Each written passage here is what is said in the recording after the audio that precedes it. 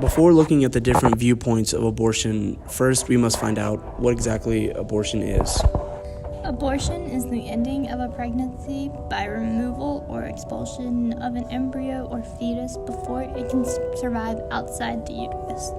An abortion occurs without intervention is known as a miscarriage or spontaneous abortion. It is also called termination, miscarriage, or rare feticide.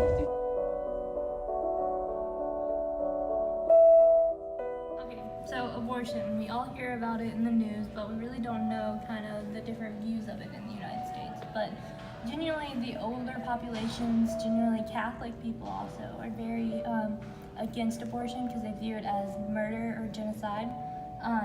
But a lot of the younger generation thinks that maybe that's not so true just because of all the different circumstances that could surround an abortion. And there's about 11.8 people per 1,000 women between 18 and I believe it's 45 that get an abortion. So it's a pretty high number. And so I feel like we need to talk about it in respect to the general real world and not just in the United States in particular. And that's what this documentary is going to do. So in this documentary, we decided to examine the different viewpoints of abortion around the world. We went to a southern United States high school in Concord, North Carolina, and we interviewed students all around to ask what are the stigma and what is the idea surrounding abortion and women that have had an abortion. And we got their answers, and then we kind of included that into this documentary. So I think people that get abortions in the southern region of society could be viewed as not necessarily irresponsible, but more independent, because they're not conforming to whatever other people are saying. They're carrying out a decision themselves. So independent. I think older people have a strict opinion on abortion, whereas the younger generation have more of a free-minded opinion directed towards abortion. I think based on where we live, there is a negative connotation with respects to abortion. There are numerous families out there that would love to adopt children. I think the adoption system needs to be fixed, but there are a lot of families that would love to adopt that child. I think anytime, and I don't personally know anybody who's had an abortion, but I think there is a negative stipulation with it. I mean, you get into the political aspects of it and the argument over that, which we're not going to do here. But I just think it's a negative impression about that. Now, if it's in the case of health concern for the woman, then that's a different issue. But if it just comes to giving up a child, I do think it's a very negative connotation or view of that person. But yeah, go ahead. I guess they're kind of viewed as maybe irresponsible almost, or maybe immature or something. So not only do we look at the views of abortion in the United States, we also looked at the views of abortion in Southeastern Asian countries, specifically Vietnam. Okay, and so upon further research in Vietnam, the two major religions were Buddhism and Confucianism.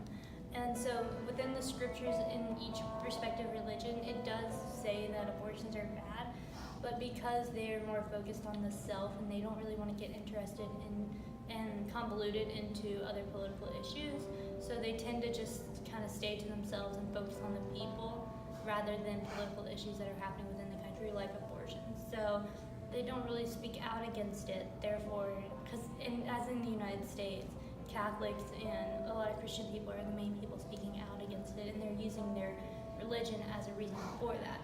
But in Asia, that's not really happening because they'd rather stick to themselves and focus on what truly matters to them and their core values rather than getting intrusive into the political spectrum. All right, so about half of Asian countries have no restrictions on abortion. So in East Asia, about 89% of abortions that are carried out are safe, but then in South Asia, about 50% are not safe. So this is what leads some people to want to have abortions, some not. It just depends on where you are in the country. Okay, so through looking at the internet and looking through all the stories that there are on there, we did find a story about a girl in Vietnam who's had 18 abortions, which to people in the United States is totally just completely out of their field of mind, because we've never seen that type of thing here in the United States. But there it's very common, and so the reason why is because she kept on having girls. And in Asian cultures, it's really higher up in the society if you have a male child instead of a female, because the males have more rights and they can work on farms and stuff like that as well. So that's why she's had 18 abortions. But compared to the United States, that's just crazy to us. But over there, it's not a big deal. And so I think that's a big point to make. So in Southeast Asia, the abortion rate is much higher than it is in the United States. This is due to the pressures put on the women to have male child. So this is what results in there being about 27% of all pregnancies resulting in abortion, which is about 41 out of every 1,000 women who get pregnant will have an abortion. This is why it is not looked down upon as much in Southeast Asia to have an abortion compared to the United States. So on the other end of the spectrum, we have Emma. She was 17 years old and she had an abortion because she was having unsafe sex with her boyfriend at the time. They were in southern Mississippi, so very, very conservative towns. And once the news got out about that, she lost her family. Her whole family kicked her out. She suffered a lot of mean comments just on the street walking down. She even lost her job. So eventually, due to all that, she did have to move, and she moved up to New York, and where she thought they'd be a lot more accepting. And yes, a lot of people were, because it's more of a progressive mind state there. But there were also a lot of people still that were looked down upon her just because she made a mistake as a kid.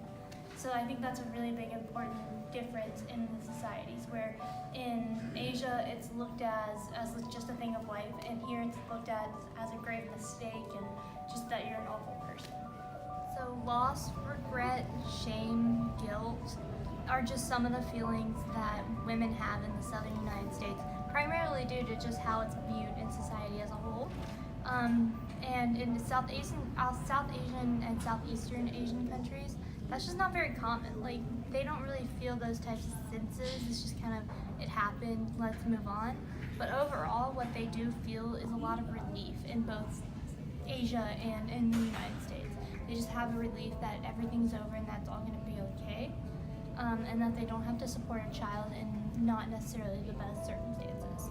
So abortion has always been a polarizing topic in the United States, but over the past couple of years, it's really became a big issue with the controversies between pro-life and pro-choice, but it's especially changing because the younger generation has strong opinions on the topic. So what do we do about it? So there are a bunch of different opinions about abortion, so it's kind of hard to just have one certain cause and effect relationship. So we suggest that you would probably have to start with social change, get everybody to understand a broader meaning. Like in Asian country, you gotta understand that, you know, women are becoming more prevalent in the business world and they can make a difference in a society nowadays, whereas in the past maybe they couldn't.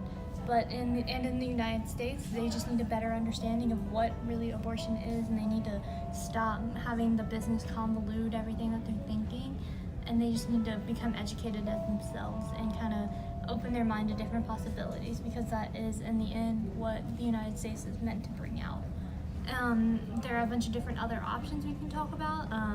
You really need to set aside kind of the standard time that's universal for everyone. So after analyzing the viewpoints in both the United States and Southeastern Asian countries, we have some final thoughts we'd like to share. So the thoughts are that they are very different right now, but with all the Me Too movements and the Alabama laws and all of those types of things, the stigma is changing slightly with the newer generation and the younger generation and their progressive thoughts. So slowly they are converging. And so we think that's going to be either a very good thing or a very different thing for the United States, and we're not 100% sure how that's